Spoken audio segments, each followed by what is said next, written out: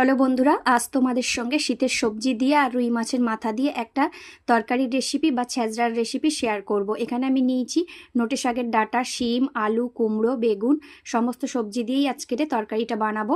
এবার কড়াইয়ে সর্ষের তেল গরম করে রুই মাছের মাথাগুলো ভেজে নিচ্ছি। খুব ভালো করে ভাজার পরে কড়াইয়ে আবারও সর্ষের তেল দিয়ে 5 ফোড়ন, শুকনো লঙ্কা, তেজপাতা আর একটা গোটা বড় পেঁয়াজ দিয়ে মাছের মাথাগুলো ভালোভাবে ভেজে নিয়ে এবার সবজিটা তুলে দিলাম। সবজিটা নুন আর হলুদ দিয়ে খুব ভালো করে কষিয়ে নিতে হবে।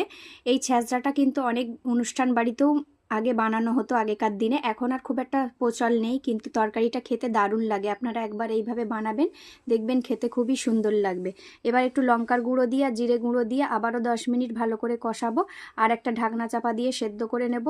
এটাই কিন্তু কোনো জল ইউজ করতে হবে না। উপর থেকে একটু চিংড়ি ছড়িয়ে দিলাম, কারণ কুমড়োতে একটু মিষ্টি না দিলে খেতে ভালো লাগে না।